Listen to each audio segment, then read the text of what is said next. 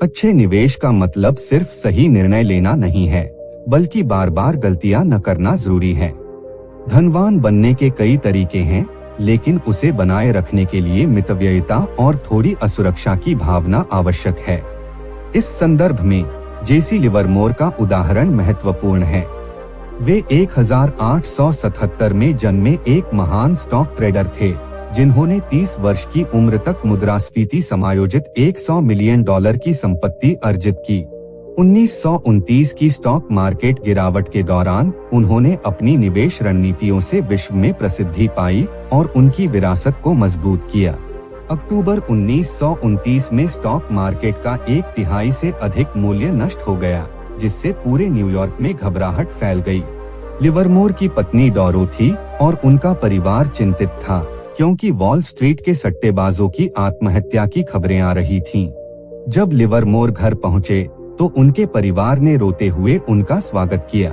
कुछ क्षणों तक हक्के बक्के रहने के बाद उन्होंने बताया कि उन्होंने बाजार में गिरावट पर दांव लगाया था, जिससे वे भाग्यशाली रूप से लाभ में रहे। स्टॉक मार्केट के क्रैश के बावजूद जेसी लिवरमोर ने मंदी पर दांव लगाकर रिकॉर्ड तोड़ $3 बिलियन से अधिक की कमाई की, जिससे वे विश्व के सबसे अमीर लोगों में शामिल हो गए। उनकी पत्नी डोरोथी, जो पहले घबराई हुई थीं, यह जानकर राहत महसूस करने लगी।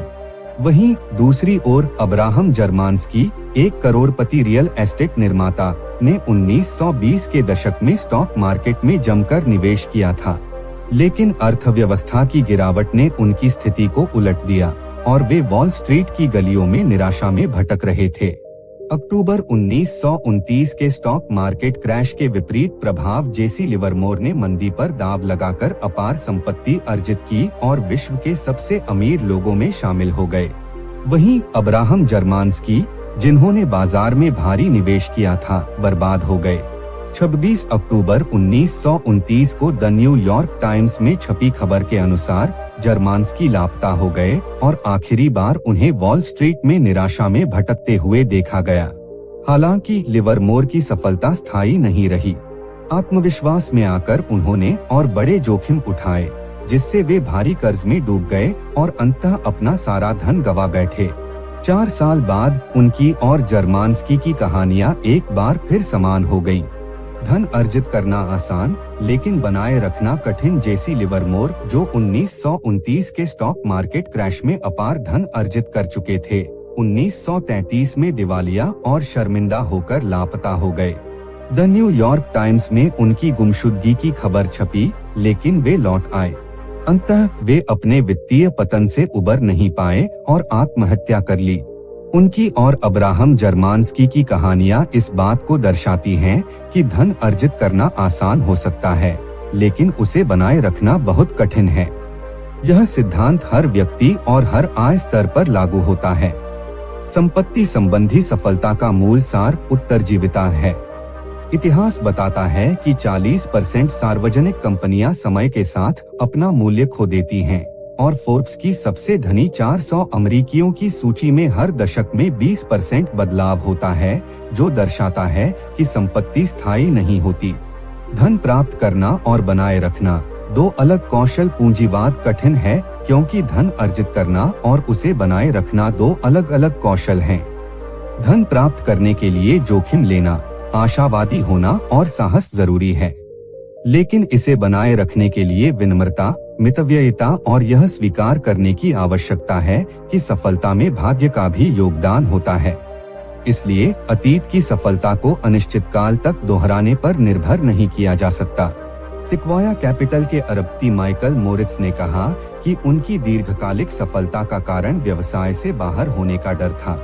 उनका मानना है कि केवल असुरक्षित व्यक्ति ही टिके रहते हैं, क्योंकि वे अतीत की सफलता पर निर्भर नहीं रहते और हमेशा भविष्य के प्रति सतर्क रहते हैं।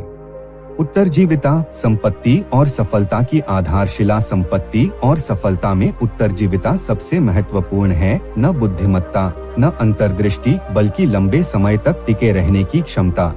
यह निवेश, करियर और व्यवसाय में एक मजबूत रणनीति होनी चाहिए। उत्तरजीविता मानसिकता आवश्यक है, क्योंकि कुछ लाभ इतने बड़े होते हैं कि उनके लिए संघर्ष करना उचित होता है। दो, कंपाउंडिंग तभी प्रभावी होती है जब संपत्ति को वर्षों तक विकसित होने दिया जाए, जैसे एक वृक्ष जो समय के साथ असाधारण रूप से बढ़ता है। असाधारण वृद्धि तक पहुंचने के लिए अप्रत्याशित उतार चढ़ाव को सहना आवश्यक है। वॉरेन बफेट की सफलता का रहस्य सिर्फ बेहतरीन निवेश चुनना नहीं था, बल्कि यह भी था कि उन्होंने क्या नहीं किया, गलतियां करने से बचे रहे और दीर्घकाल तक टिके रहे। दीर्घायु और उत्तरजीविता। वॉरेन बफेट की सफलता का रहस्य। वॉरेन बफेट की सफलता केवल बेहतरीन निवेश चुनने में नहीं थी, बल्कि उनकी उत्तरजीविता मानसिकता में थी। उन्होंने कभी अत्यधिक कर्ज नहीं लिया, मंदी के दौरान घबराकर स्टॉक्स नहीं बेचे, अपनी व्यवसायी प्रतिष्ठा बनाए रखी और किसी एक रणनीति या प्रचलन पर पूरी तरह निर्भर नहीं रहे।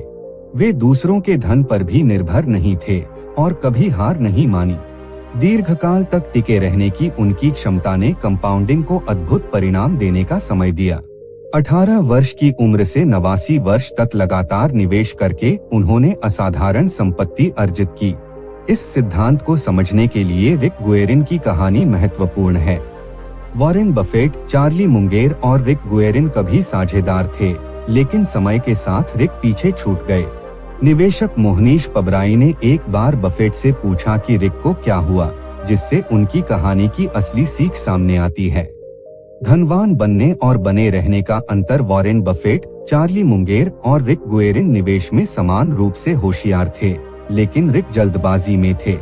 उन्होंने अत्यधिक ऋण लिया और 1973 से 74 की बाजार गिरावट में भारी नुकसान उठाया। मजबूरी में उन्हें अपना बर्कशायर स्टॉक वॉरेन बफेट को बेहद कम कीमत पर बेचना पड़ा। बफेट और मुंगेर को पता था कि वे अमीर बनेंगे, लेकिन वे धैर्यपूर्वक दीर्घकालिक उत्तरजीविता पर ध्यान देते रहे। यही कारण था कि वे न केवल धनवान बने, बल्कि धनवान बने रहे। नसीम तालिब ने कहा, आगे बने रहने के लिए उत्तरजीविता आवश्यक है। आपको बर्बाद होने से बचना है, हर कीमत पर। उत्तरजीविता मानसिकता अपनाने के 3 नियम। 1. बड़े प्रतिफल की तुलना में आर्थिक स्थिरता को प्राथमिकता दें। यदि आप अटूट हैं, तो कंपाउंडिंग अपने आप आपको बड़ा लाभ देगी। नकद धन और दीर्घकालिक उत्तरजीविता। बुल मार्केट में नकद धन रोककर रखना मुश्किल लगता है, क्योंकि स्टॉक ज्यादा रिटर्न देते हैं। लेकिन बियर मार्केट में यही नकद धन आपको मजबूरी में स्टॉक बेचने से रोक सकता है, जिससे आपके दीर्घकालिक लाभ की रक्षा होती है। कंपाउंडिंग को बड़े प्रतिफल की नहीं, बल्कि स्थिर और निरंतर प्रतिफल की जरूरत होती है। योजनाओं का लचीलापन आवश्यक है। योजना बनाना जरूरी है, लेकिन उससे भी जरूरी यह समझना है कि जब योजना असफल हो तब क्या करना है। पिछले 20 वर्षों की अप्रत्याशित घटनाओं 9/11, आवास संकट, आर्थिक मंदी, स्टॉक मार्केट रैली और कोरोना वायरस को देखते हुए यह स्पष्ट है कि सबसे सफल निवेश रणनीति वही होती है जो लचीली और दीर्घकालिक हो। योजना की लचीलापन और सुरक्षा सीमा का महत्व। कोई भी योजना तभी सफल होती है जब वह वास्तविकता की अनिश्चितताओं को सह सके। एक अच्छी वित्तीय योजना संभावित त्रुटियों के लिए स्थान छोड़ती है, ताकि अप्रत्याशित परिस्थितियों में भी स्थिरता बनी रहे। उदाहरण के लिए, यदि किसी निवेशक की योजना 8% प्रतिफल पर आधारित है, लेकिन 4% रिटर्न पर भी वह संभल सकता है, तो उसकी योजना अधिक टिकाऊ होगी। सुरक्षा सीमा का महत्व। बहुत से निवेश इस कारण असफल नहीं होते कि वे गलत थे, बल्कि इसलिए कि वे अत्यधिक सटीक होने की आवश्यकता रखते थे। सुरक्षा सीमा, मार्जिन ऑफ सेफ्टी, एक ऐसा वित्तीय कवच है जो अप्रत्याशित परिस्थितियों में भी उत्तरजीविता सुनिश्चित करता है। यह किसी भी रूप में हो सकता है, मितव्ययी बजट, लचीली सोच या लंबी अवधि की निवेश रणनीति। आशावाद और आशंका का संतुलन। सफलता के लिए भविष्य को लेकर आशावादी रहना जरूरी है, लेकिन वहां तक पहुंचने के रास्ते में संभावित बाधाओं के प्रति सतर्क रहना भी उतना ही आवश्यक है। यही संतुलित दृष्टिकोण दीर्घकालिक सफलता की कुंजी है। विवेकपूर्ण आशावाद और प्रगति का मार्ग। आशावाद का सही अर्थ यह नहीं कि सब अच्छा होगा, बल्कि यह समझना है कि दीर्घकालिक रूप से सफलता संभव है, भले ही रास्ते में कठिनाइयां आए। जीवन और प्रगति का स्वाभाविक नियम यह है कि विकास के साथ विनाश भी होता है। जैसे एक 20 वर्षीय व्यक्ति के मस्तिष्क में तंत्रिका संयोजन कम हो जाते हैं, लेकिन वह अधिक बुद्धिमान बनता है, वैसे ही समाज और अर्थव्यवस्था में भी अस्थायी नुकसान दीर्घकालिक सुधार का हिस्सा होते हैं। अगर माता पिता बच्चे के मस्तिष्क में रोज परिवर्तन देखें तो वे घबरा सकते हैं, लेकिन यह विकास का स्वाभाविक तरीका है। इसी प्रकार दीर्घकालिक विकास के लिए अल्पकालिक उतार चढ़ाव को स्वीकार करना आवश्यक है। क्षति के बीच विकास, आशावाद और वास्तविकता, अर्थव्यवस्था, बाजार और करियर हमेशा उतार चढ़ाव के चक्र से गुजरते हैं। पिछले 170 वर्षों में अमेरिका ने कई युद्ध, महामारियां, मंदियां और अस्थिरताएं देखी, फिर भी जीवन स्तर 20 गुना बढ़ा। इतिहास गवाह है कि निराशावाद के लिए हमेशा ठोस कारण होते हैं, लेकिन दीर्घकालिक रूप से आशावादी दृष्टिकोण ही आगे बढ़ने में मदद करता है। हालांकि यह समझना जरूरी है कि आशावाद अंधविश्वास नहीं होना चाहिए। हमें अल्पकालिक असुरक्षा और अस्थिरता को स्वीकार करते हुए आगे बढ़ना सीखना होगा। जेसी लिवरमोर की कहानी बताती है कि घमंड से बचना आवश्यक है। अच्छे दिन स्थायी नहीं होते और सबसे बड़ी असफलताएं अक्सर अत्यधिक आत्मविश्वास के कारण ही होती हैं। दीर्घकालिक सफलता